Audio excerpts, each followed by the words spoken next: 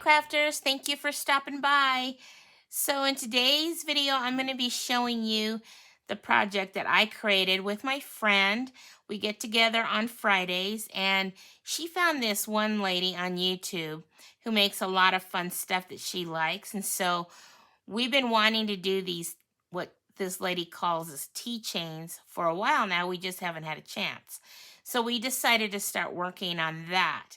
Now, I made adjustments to my measurements because the one that one lady made, she was using 12 by 12 paper, and I really wanted to use this paper from Not Too Shabby called Peachy Mint Bliss.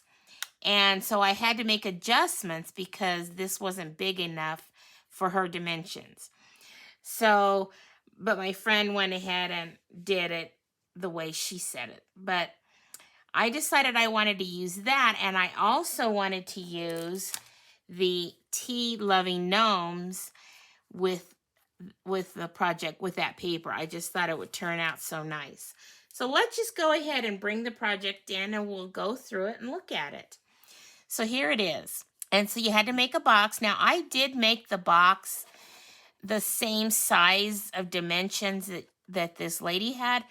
The only difference is she made the box just using designer paper. And while we were making it, my friend said, you know, this is kind of flimsy. I would rather make the box with cardstock and then put that over that. And I thought, well, that would be a great idea, but I didn't want to put the entire box on top of cardstock box. I wanted to do some matting, and so that's what I did.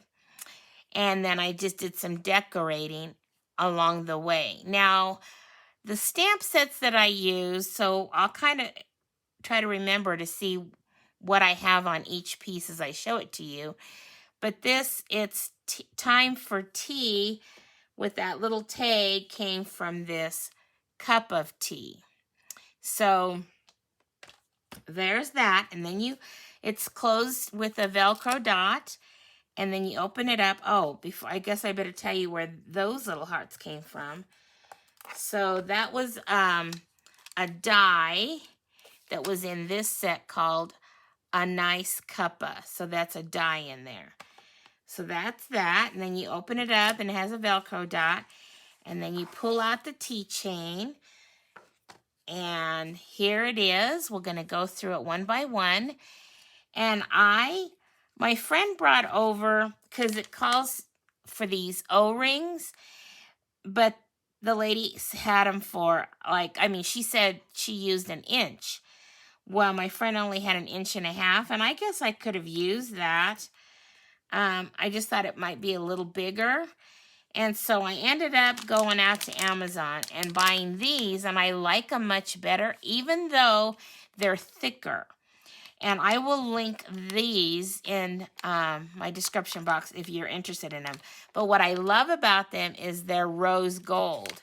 And they go so well with this project because of the papers that I used. And this string that I tied on was just some leftover string that I had in one of my paper pumpkin kits. And so what made it a little more difficult, because the lady used her crocodile to punch out the holes in the corner, but because my O-rings were bigger, I had to kind of finagle around and move it around a little and make my holes a little bigger. But I think it came out just fine. So this lady was making hers with cut-aparts. So, when you have those 12 by 12 sheets of paper, and then they have designs in them, and then you can cut them apart and use them.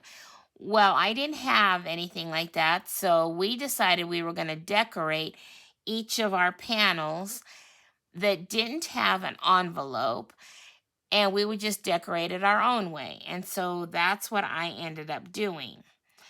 So here is the first one, and I made these whatever size to adjust it. Now, what I did do is I made sure my front one and my back one were the same size, because then it would look like a book, I thought. So that's what I ended up doing. So here is my first page.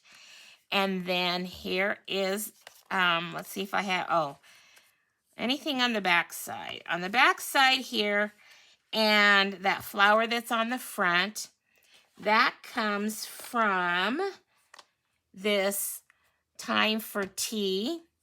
So there's the flower. And there was not a die. Let me look in here. There was, I guess there was a die. We'll see how crazy. Anyway, you know, I had so much stuff out, I was so confused. So I ended up punching them out with a small circle punch, but I guess I could have die cut them out because I wasn't in the mood for fussy cutting them. And this, let's see if I have it handy here. I don't have my punches here because I had already put them away, but you just find a punch that fits. But this matted part came from all that dies. So there's that. And then the next page is the envelope. And this is where you would put a tea bag in there when you were gifting it. Now, I'm going to take mine down to a gift shop to sell, and I can't put anything food-wise in any of the things that I create because they won't allow it. But this is the envelope that you would put a tea bag in. And so what I ended up doing was decorating this little thing, the same thing on all the envelopes, just so it'd be consistent. And hopefully they would realize that it's tea time and they'll put a tea bag in there. But it's held together with a Velcro dot as well. And then you would just slide your tea bag in there. And then here is the next one. And the stamping that I did on the back came from this heart there. That's from that A Nice Cuppa.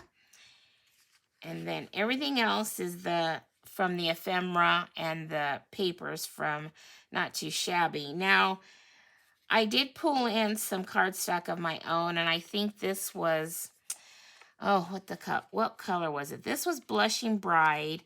The greens that you'll see in here is, I forgot the name. I'll pop it up here on the screen. And then this, I don't even know why I can't remember this color either. But I think what I was trying to do was match the leaves in this. But you know what? It's going to work out fine. That's the only green that I don't feel like it complements the other colors, but it'll work. Nobody will even pay attention. And then here's another envelope. And then this, again, this stamp set came from the A Nice Cuppa. And then we got that envelope. And then we got this. And I've already showed you that heart that I used.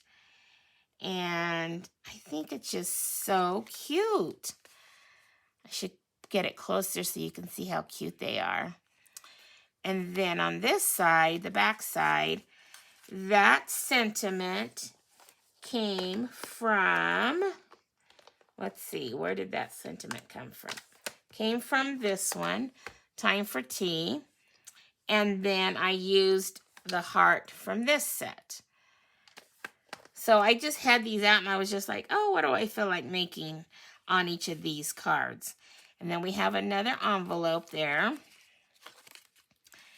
And then I used an embossing folder on this one for the background. Thought it came out so cute. Again, I have to look up what that color is. And there we go. There's the back side of that one. And I used, what did I use from that? Tea for Two. That came from this Tea Shop stamp set. So I used Tea for Two, and I used some of my stitched ovals and regular ovals. And that You Suit Me to a T also came from that. And I didn't have a die that size, but I did that trick, you know how where you die cut it out and then you slide it over just to make it smaller. And the only thing that when you do that is you'll see it on this side where the die kind of comes out there. If especially if you don't get it right in the exact spots, but I don't think anybody will ever notice that. And then there's the envelope for the next tea bag. And then we've got this. And that also came, the sentiment and the outline there from this set. And then I used my punch that matches that to punch it out. And then there's the back side. Let's get it turned over there. There's the back side of that one. And that came from Time for Tea. And the cup as well on the sentiment. Now this was really funny. So I was trying to find colors in my Stampin' Up! Blends, right? And I just couldn't find colors that I liked that went with it. And I have Copic markers. But I was like, ugh, I don't even know what colors are going to work. So I had to take a little break. And I says, okay, I'm tired of trying to figure out what colors are going to match. And I know they have charts out there that you can color in the Copic colors. But I decided to create my own because why have a chart of a bunch of areas that I don't even have colors for? So I went into Excel and made my own little chart here so that I could color all the colors that I own. And then that way I could go through and figure out which ones looked best with what I was trying to do. And so what I ended up coming up with were these Copic colors here. I don't know if you're interested or not in the ones that I used for coloring, but I ended up using on the cup a little bit of the YG45 just to pull in some darkness on the edges there. But then I colored the rest with the BG10. And then as far as the saucer went, I ended up doing YR00 and YR02. And then I wanted to look like it had tea in there. So I ended up doing E33 and E35.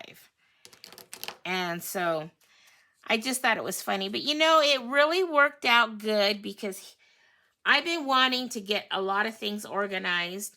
And I thought to myself, why wait for a time to specifically do this project?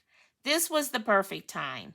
And so I'm glad I took the time to stop what I was working on and focus on this. And see, now that's done.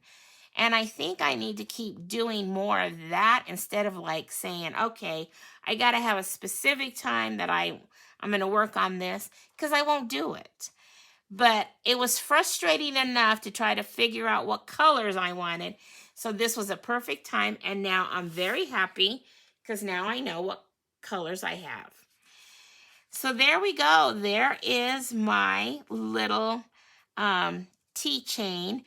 And we were talking and I thought what would also be so cute would be to make some, you know, because I was saying maybe we could put, instead of tea in these envelopes, we could put some scripture cards or whatever. And then my friend says, yeah, then we could call it prayer chains. You know, we could put prayers in there, she said. And then we could call them a prayer chain. And that worked out. That was such a good idea because here's the thing. When I was working at the church, and they always have what they call prayer chains, and that's where you send in your prayer requests, and then you have a team of people who pray for you. Well, wouldn't that be a cute idea instead of tea bags to make these prayer chains? So I may have to think about that. So I think I've showed you all the products that I've used. I did do a lot of my stamping with Cinnamon Cider, which is a retired color, and then Blushing Bride, because I really felt the Blushing Bride really matched this pink color in here. And so I love it. So now I just can put my little tea chain back in the box and take it down to that little gift. Well, let's get this in here right.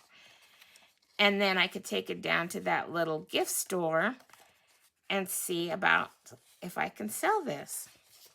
So there we go. Isn't that so cute? I love it. Okay, well, that's all I wanted to show you today, because this project took me a little bit of time, and I thought, well, I got to share it with everybody because, you know, I love it. This one I really love. Oh, my goodness, that little guy. So, so cute. The ephemera from the Tea Loving Gnomes are just so adorable. Alrighty, well, there you go. I hope you enjoyed this project and this video. And if you did, you can show me your joy by giving it a thumbs up. Okay, well, until my next video, have fun crafting, everyone. And remember, choose joy, and may God bless you all. Bye-bye.